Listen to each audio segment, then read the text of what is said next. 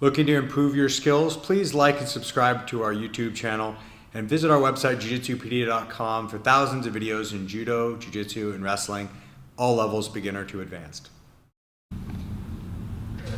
Okay, so we're going to be looking at defending the north-south position today, and a lot of getting in trouble in north-south, it's a really hard position to escape, comes from not having your hands in the right spot, especially as your partner begins to transition from more of a normal side control into north-south.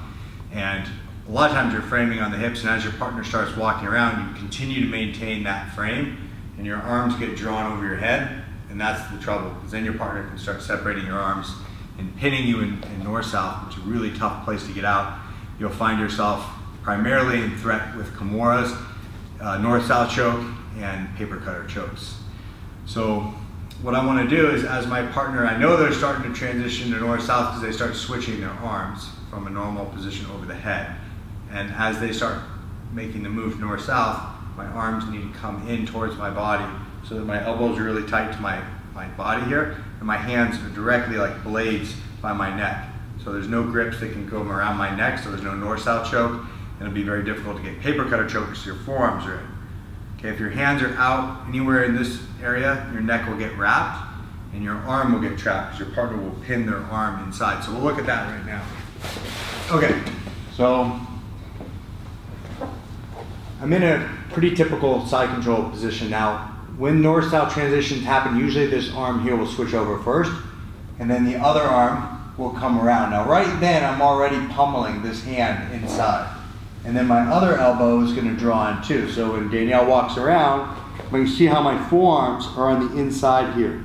I do not want my forearms out here or anywhere above my head in this area. Because now you'll see that that's when I start getting trapped in these positions where my arm's all over the place. This arm's no good because it's stuck on that side of her body. And then this choke starts becoming really an issue here. So if we rewind a little bit, if I have this forearm on the inside, this forearm on the inside, you see how my elbows are in, and I'm in a good position here. From here, there's a couple ways to get out. I can create space first with my knees.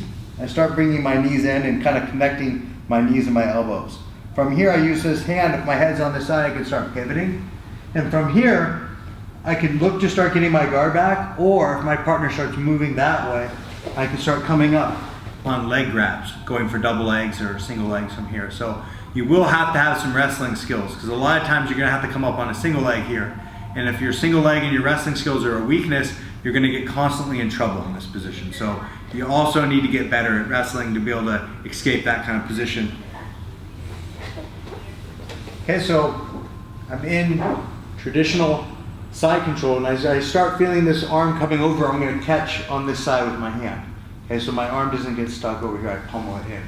Okay, as my partner starts making that move, I tuck my other arm in. So now my both arms are in a good position. You can see how my elbows are by my body, my hands are bladed in the armpit. Okay, I can bridge up and start creating space going right away for single legs. Okay, and this is where if your partner is a much better wrestler than you, they're going to counter you and go behind you. And you're going to end up in these kind of constant battles where it's going to be exposed that your lack of wrestling ability is going to cost you a bunch. So that's why we recommend that you have a good balance between wrestling, jiu-jitsu, and judo, so you don't get beat every single time you go for a single.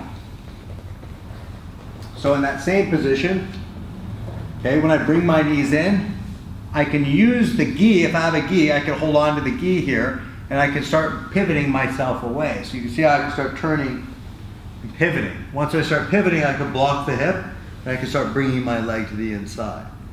Okay, so I've created enough space with my legs where if my partner starts moving that way to avoid that leg, she kind of walks right into a single leg. I can start getting behind.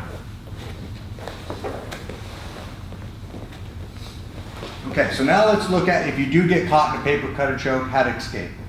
Okay, so typically what will happen is this arm will get trapped on this side of the body, so that arm is going to be dead. So as my partner starts getting this grip here and driving it down, my escape has to be this way. Okay, so I have to turn into it. I also need to control the back of this elbow and pull this elbow this direction.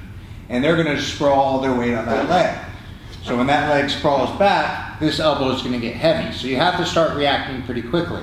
So as I feel that hip start dropping down, I'm going to be bridging towards my partner, reaching over and catching the back of the elbow. I can then peel the elbow to the side, and then once my partner starts switching, I need to pummel my hand to the inside. Otherwise, you're going to continue to keep going back into this choke or the north-south choke. North-south choke, I need to bring my hand in front of the neck, bridge, and start turning in. So I'm turning into my partner on both the north-south choke and the paper cutter. So the paper cutter, once again, I need to control the back of this elbow and pull it this direction. I won't be able to do it with my hands. I got to bridge up all the way, catch the elbow, and then start pulling it.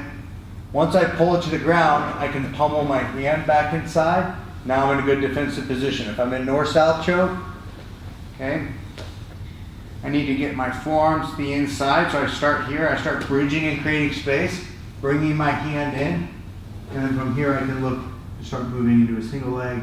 My partner starts looking for counters, I'm moving into that single leg where I can start building up into a decent position there.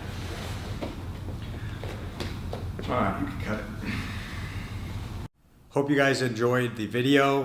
Please make sure to like and subscribe to our YouTube channel, and please go to our website, jujitsupd.com, where there's thousands of videos in judo, jiu-jitsu, and wrestling, and plenty of curriculums for you to learn from.